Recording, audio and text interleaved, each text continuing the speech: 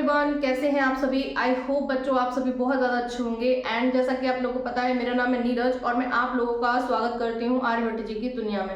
तो आज हमारी दुनिया में हम लोग नए क्वेश्चंस को स्टार्ट करेंगे, उनको सीखेंगे। ठीक है, एक्सरसाइज हमारी पुरानी है लेकिन क्वेश्चंस हमारे नए हैं और क्वेश्चंस काफ़ी ज़्यादा इंटरेस्टिंग हैं। तो सबसे पहले हम क्वेश्चन नंबर 4 को देखेंगे। यहाँ पे 4 हमारा नोट डाउन है। एक्सरसाइज हमारी 5.3 है। क्वेश्चन नंबर हमारा क्या है? 4। Find the common difference and write the next four term of each of the following AP। ठीक है, यहाँ पे हमारे पास 4 पॉइंट दिए हुए हैं क्वेश्चंस में। एंड यहाँ पे हमें क्या करना है? सबसे पहले हमें क्या निकालना है? कॉमन डिफरेंस निकालना है। एंड देन उसके बाद हमें इस सीरीज के आगे के 4 टर्म को फाइंड आउट करना है, जो कि हमारे लिए बहुत ज्यादा आसान है। हमने फर्स्ट वाला पार्ट लिखा हुआ है, तो यहाँ पे ये हमारी क्या लिखी हुई है? टर्म्स तो लिखे हुए हैं A1, A2, A3, A4 तक तो इन्होंने दिया हुआ है। इसके बाद हमें फाइंड क्या करना है? A5, A6, A7, A8, क्योंकि 4 टर्म हमें फाइंड करनी है, तो इसके आगे के 4 टर्म हमें फाइंड करने हैं। ठीक है, तो कोई प्रॉब्लम नहीं है, लेकिन उससे पहले हमें क्या फाइंड करना है? कॉमन डिफरेंस, जो इन्होंने बोला हुआ है। तो कॉमन डिफरेंस के लिए हमारे पास क्या होता है? D = A2 - A1। सही बात है ना? या फिर आप लिख सकते हैं A3 - A2, या फिर आप लिख सकते हैं A4 - A3। ठीक है, यानी कि 2 में से 1, 3 में से 2, 4 में से 3, इस तरीके से आप लिख सकते हैं। तो ये चीज आप पर डिपेंड करती है कि आप D की वैल्यू कौन से टर्म्स को यूज करके निकालोगे, मतलब कौन से 2 कॉन्सेक्यूटिव टर्म्स के माइनस का करके निकालोगे। ठीक है, तो हम A2 - A1 को लेकर कर रहे हैं। तो यहाँ पे हमें सीधी सीधी A2 की वैल्यू पता है कितनी है? -2, और A1 की कितनी है? 1 है, लेकिन हम मेन माइनस लगाएंगे तो ये -3 हो जाएगी कंप्लीट वैल्यू। ठीक है, अब इसके बाद हमें आगे के टर्म्स निकालने हैं, जिसके लिए हमारे पास एक फॉर्मूला भी होता है। कौन सा होता है? AN = A + N - 1 × D, ये वाला फॉर्मूला होता है। ठीक है, अब अगर इसको हम देखेंगे तो ये हमें फॉर्मूला दिख रहा है। या तो आप इस फॉर्मूले में वैल्यू रख के आप अपनी सारी की सारी वैल्यूज को निकाल सकते हैं। यहाँ पे D हमें पता है कितना है, हमारे पास -3 है। D = कितना है? -3 है। A = कितना है? A = यानी कि A1 = A कितना है? 1 है। आप इन दोनों वैल्यूज को उठाइए, इस फॉर्मूले में रखिए। यहाँ इक्वेशन नंबर 1 मान लेते हैं अगर इसको, तो कहेंगे these values put in first equation number 1 में रखेंगे। ठीक है, अब यहाँ n की जगह कितना? यहाँ 4 तक हमें दिया हुआ है, लेकिन हमें 5वां अगला वाला टर्म निकालना है। n की जगह कितना लिख सकते हैं? यहाँ पे हम A5 5वां टर्म निकालना है, तो a की जगह कितना लिखेंगे? 1। ठीक, प्लस n की जगह कितना लिखेंगे? 5, क्योंकि हमें 5वां टर्म निकालना है। और d की कितनी वैल्यू है? यहाँ d की वैल्यू -3। ओके, अब इसको सॉर्ट करो तो क्या हो जाएगा? ये 1 + 5 - 1 यानी कि कितना रहेगा? 4, और 4 का मल्टीप्लाई -3 करेंगे तो कितना हो जाएगा? -3। ठीक, अब A5 तो यहाँ पे लिख लो आगे। A5 = हमारे पास कितना हो जाएगा?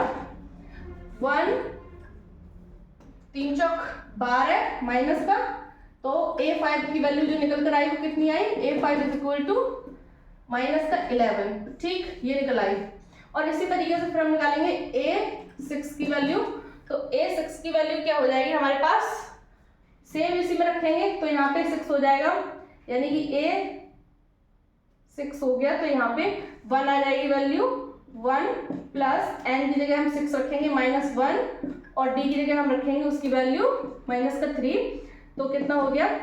1 + यहाँ 5 रह जाएगा, और -3 का मल्टीप्लाई करेंगे तो कितना हो जाएगा? -15। तो A6 हमारे पास कितना निकल कर आया? A6 निकल कर आया 14। ओके, अब नेक्स्ट A7 के लिए बात कर रहे हैं। तो A7 कितना है हमारे पास? A7 इसमें रखो, तो 1 + 7 - 1 × D यानी कि 3, तो यहाँ पे हुआ 1। ठीक है, 7 में से 1 गया 6, और 6 का -3 मल्टीप्लाई करेंगे तो कितना आएगा? तो यहाँ पे A7 निकल कर कितना आया? -17। ठीक, और फिर अब A8 को निकालेंगे तो वो कितना आएगा? 1 - यहाँ पे 8 माइनस 1 और इन 2 में माइनस का 3, ये प्लस का है यहाँ पे, ठीक है। तो अब यहाँ पे लिखेंगे 1 और यहाँ पे 21 हो जाएगा, ठीक। अब इसके बाद निकालेंगे तो कितना हो जाएगा, 8 इज इक्वल टू माइनस का 20। तो अब ये रहा गाइस आपके 4 वैल्यूज जो हमें फाइंड करनी थी। हमें कॉमन डिफरेंस फाइंड करना था, हम लोगों ने कर लिया। कहाँ है हमारा कॉमन डिफरेंस, हमने ये निकाला, ठीक। उसके बाद हमें क्या फाइंड करना था, आगे के 4 टर्म्स, उसके लिए हमने इस फॉर्मूला को यहाँ यूज किया, ठीक। अब हमने कॉमन डिफरेंस पता है, ए की वैल्यू पता है, दोनों वैल्यू उठाई इसमें लगाई, और एन हमें जो भी नंबर फाइंड करना है या जो भी टर्म फाइंड करना है, एन की जगह पे उस वाले नंबर को हम रख देंगे। जैसे कि हमारे पास 4 था, उसके बाद हमने 5th वाला फाइंड करना था, तो 5th वाले को यहाँ एन की जगह रखा, फिर 6th वाला फाइंड करना था, उसको एन की जगह रखा यहाँ पर भी, और फिर 7 वाला को रखना था, तो 7 दोनों जगह कर दिया, फिर 8 को हमने रखना था, 8 को निकाल लिया। और उसी तरीके से हम अगर और भी बोलता आगे की, तो हम आगे की भी फाइंड आउट कर सकते थे। अब आप क्वेश्चन नंबर 4 के फर्स्ट को नोट डाउन कर सकते हैं कंप्लीटली। अब हम बात करते हैं सेकंड पॉइंट की। तो यहाँ पे हमें दिया हुआ है 0, -3, -6, -9, ठीक है। तो यहाँ पे A1 यानी कि A1, A2 और A3 और A4 हमें दिए हुए हैं, बाकी के निकालने हैं। तो यहाँ पे हम लोग क्या करेंगे, A1 is equal to A is equal to कितना है, 0 है, और डिफरेंस निकालेंगे तो A2 minus A1 is equal to कितना हो जाएगा, -3 माइनस 0 इज इक्वल टू -3, यानी कि D इज इक्वल टू हमारे पास -3 आया। और उसके बाद अब हम आगे देखें तो आगे क्या निकालना होगा हमें, आगे की टर्म यानी कि AN is equal to A plus N minus 1 into D। अब हमें 4 टर्म्स दिए हुए हैं, 5 वाला टर्म निकालना है, यानी कि A5 निकालना है। तो इसका फॉर्मूला मतलब इसे हम थोड़ा शॉर्ट टर्म में कैसे कर सकते हैं, A प्लस N की जगह 5 रख दो, -1।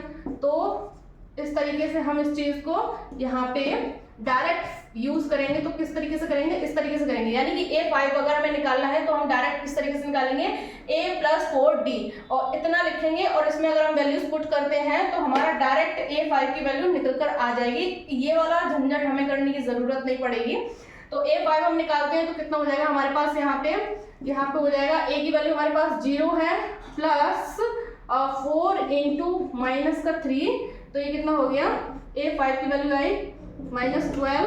अब यहाँ पे A6 निकालेंगे तो कितना हो जाएगा, A प्लस 5D ऐसे ही निकालेंगे तो कितना हो जाएगा, 0 प्लस 5 और इंटू -3, यानी कि कितना हो गया, माइनस का 15। और A6 के बाद A7 निकालेंगे तो A7 कितना हो जाएगा हमारे पास, A प्लस 6D, यानी कि 0 प्लस 6 इंटू -3, तो माइनस का 18। और इसके बाद A7 के बाद A8 निकालेंगे तो कितना हो जाएगा, A प्लस 7D, तो ये कितना हो गया, 0 प्लस 7 इंटू -3, तो कितना हो गया, माइनस का 21। तो ये आपकी वैल्यूज आ गई। अब आप इसे नोट डाउन कर सकते हैं। अब हम बात करते हैं थर्ड वाले पार्ट की। तो यहाँ पे A की वैल्यू क्या निकलेगी, -1, D की निकालेंगे तो कितनी निकलेगी, A2 माइनस A1, यानी कि कितनी निकालेंगे हम यहाँ पे, A2 1/4 प्लस 1 की 5/4, ठीक है। उसके बाद हम लोग निकालेंगे A1, A2, A3 हो चुका है, A4 निकालेंगे तो क्या निकलेगा, A प्लस 3D। वैल्यूज लगाओ, A -1 प्लस 3 इंटू 5/4, यानी कि हो जाएगा -4 11/4, ठीक है। अब A5 निकालेंगे तो क्या हो जाएगा, A प्लस 4D, तो इसके लिए -1 प्लस 4 इंटू 5/4, तो 4 से 4 कैंसिल आउट हो गया, और यहाँ पे 5 में से माइनस का 1 गया तो 4 बचा, ठीक। अब तीसरा यहाँ पे निकालेंगे, यहाँ पे नेक्स्ट निकालेंगे 6 वाला, तो क्या हो जाएगा हमारे पास, A plus 5D is equal to -1 plus 4 into 5 into, ठीक है। तो यहाँ पे ये हो गया। इसके बाद कैलकुलेट करेंगे इसको तो क्या निकल कर आएगा, -4 प्लस 21/4, ठीक है।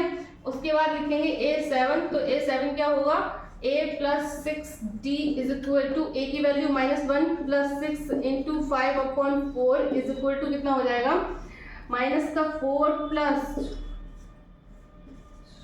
यानी कि 26/4। तो ये हो गया आपका क्वेश्चन नंबर तीसरा कंप्लीट।